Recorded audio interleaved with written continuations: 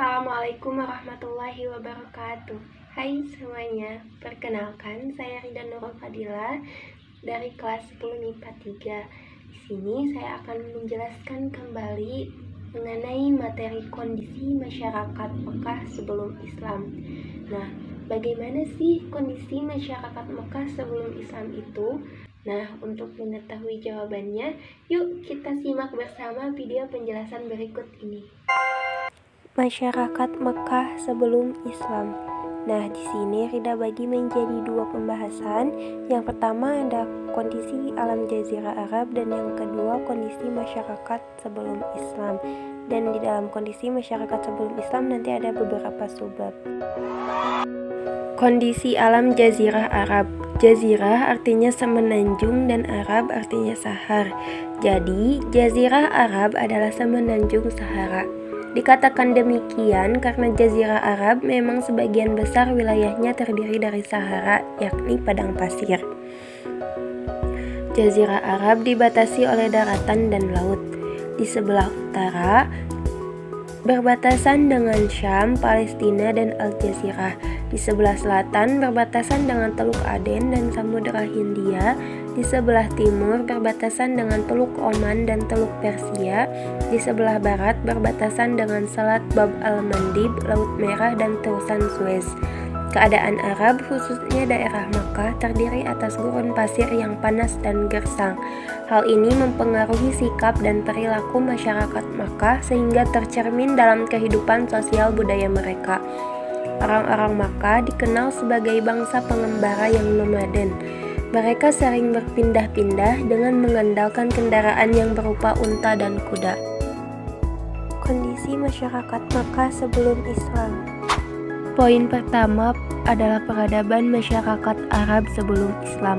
Para ahli sejarah menyebut masa sebelum kehadiran Islam sebagai masa jahiliyah. Secara bahasa, masa jahiliyah berasal dari kata jahil yang diturunkan dari kata dasar Arab jahala yang berarti bodoh. Namun, masyarakat Arab tidaklah bodoh. Jahiliyah di sini berkaitan dengan kepercayaan sesat, peribadatan yang salah, kekuasaan yang sewenang-wenang, dan ketidakadilan hukum. Kondisi ini menimbulkan rasa takut, khawatir, dan kekacauan yang tidak kunjung berakhir. Keadaan Arab, khususnya daerah Makkah, terdiri atas gurun pasir yang panas dan gersang. Hal ini mempengaruhi sikap dan perilaku masyarakat Makkah sehingga tercermin dalam kehidupan sosial budaya mereka. Orang-orang Makkah dikenal sebagai bangsa pengembara yang nomaden. Mereka sering berpindah-pindah dengan mengandalkan kendaraan yang berupa unta dan kuda.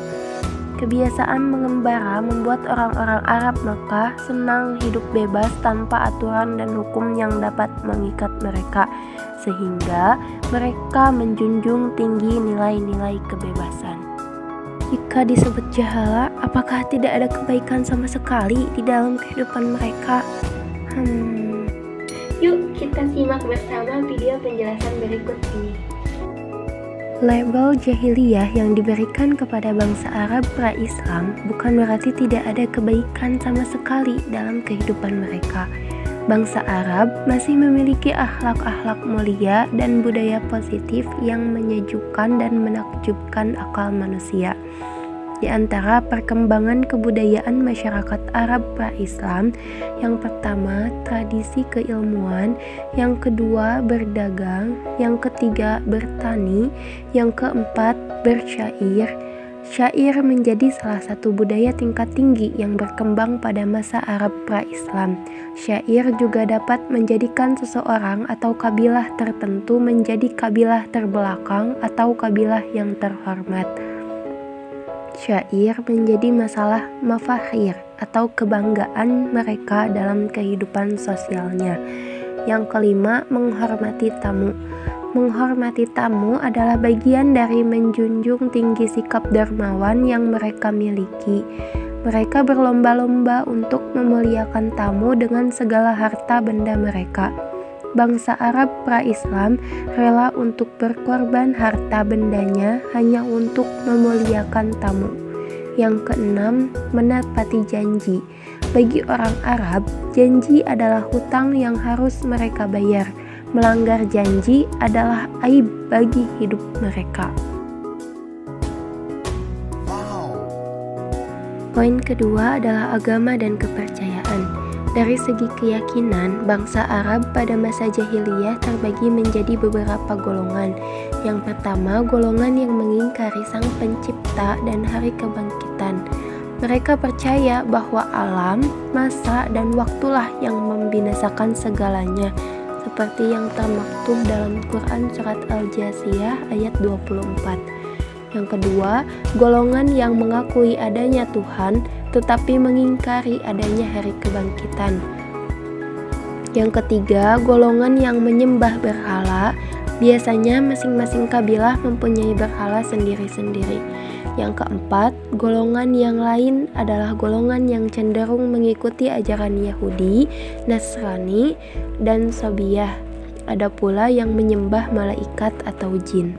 Sebenarnya, sejak awal ajaran tauhid sudah tertanam dalam bangsa Arab, tetapi ajaran tersebut diputarbalikkan, ditambah dan dikurangi oleh pengikut yang tidak bertanggung jawab, yang kemudian muncul berbagai ajaran dan akhirnya jatuh pada agama berhala. Bangsa Arab mulai menyembah berhala ketika Ka'bah berada di bawah pimpinan Jurhum. Pasukan yang dipimpin oleh Amr bin Lubai dari keturunan Khuza'ah datang ke Makkah dan berhasil mengalahkan Jurhum. Kemudian Amr bin Lubai meletakkan sebuah berhala besar yang bernama Hubal yang terbuat dari batu akik merah berbentuk patung orang yang ditempatkan di sisi Ka'bah. Kemudian ia menyeru kepada penduduk Hijaz agar menyembah patung tersebut. Sejak itulah bangsa Arab menyembah berhala. Dari banyaknya berhala, terdapat 3 berhala utama yang disembah oleh bangsa Arab, yakni yang pertama Uzza, tempatnya di Hijaz, kedudukannya adalah sesudah Hubal. Yang kedua Latta, tempatnya di Thaif. Dan yang ketiga ada Manat, tempatnya di Madinah. Selain itu, semua pada masa sebelum Islam, bangsa Arab juga percaya pada hal-hal tahayul. Di antaranya, seperti di dalam setiap perut orang ada ular. Perasaan lapar timbul karena ular menggigit usus manusia. Yang kedua, mereka mengenakan cincin dari besi atau tembaga dengan keyakinan untuk menambah kekuatan. Yang ketiga, bila mereka mengharapkan hujan, mereka akan mengikatkan rumput kering pada ekor kambing. Keadaan sosial ekonomi masyarakat Arab. Kondisi sosial ekonomi masyarakat Arab sangat ditentukan dengan kondisi dan letak geografis negara-negara Arab itu sendiri. Bagi masyarakat pedalaman, yaitu masyarakat Baduy, kehidupan sosial ekonomi mereka biasanya dilakukan melalui sektor pertanian, terutama mereka yang mendiami daerah subur di sekitar oase. Akan tetapi, bagi masyarakat Arab perkotaan, kehidupan sosial ekonomi mereka sangat ditentukan oleh keahlian mereka dalam perdagangan. Oleh karena itu, bangsa Arab Quraisy sangat terkenal dalam dunia perdagangan. Mereka melakukan perjalanan dagang 2 musim dalam setahun, yaitu ke negara Syam pada musim panas dan ke Yaman pada musim dingin. Di kota Makkah terdapat pusat perdagangan, yaitu Pasar Ukaz, yang dibuka pada bulan-bulan tertentu seperti Zulqa'dah, Zulhijjah, dan Muharram. Keadaan politik masyarakat Arab. Sebelum kedatangan agama Islam, ada 2 negara besar yang mempengaruhi politik tanah Arab, yaitu Kekaisaran Bizantin, ibu kotanya di Konstantinopel yang menguasai Asia Kecil, Syria, Mesir, dan sebagian daerah Italia serta sejumlah kecil wilayah di pesisir Afrika Utara. dan Persia. Kekuasaannya terbentang dari Irak dan Mesopotamia hingga pedalaman timur Iran dewasa ini serta Afghanistan. Hijaz berada dengan negeri-negeri Arab yang lain. Negeri Hijaz belum pernah dijajah, diduduki, dan dipengaruhi negara-negara asing. Hal itu dikarenakan letak geografis dan negeri Hijaz adalah negeri miskin. Kota terpenting di daerah ini adalah Makkah, tempat Ka'bah berada. Pada awalnya, Makkah dan Ka'bah dikuasai oleh Nabi Ismail alaihi salam, kemudian putra sulungnya Nabit, dan dilanjutkan oleh penguasa-penguasa kabilah Jurhum.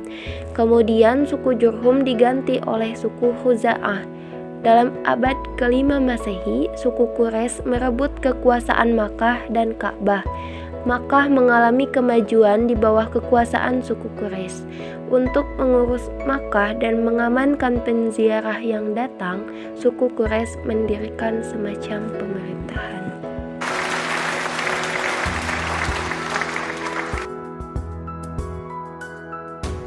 Teman-teman, semoga video tadi bisa bermanfaat buat teman-teman semua dan bisa menambah pengetahuan baru teman-teman semuanya.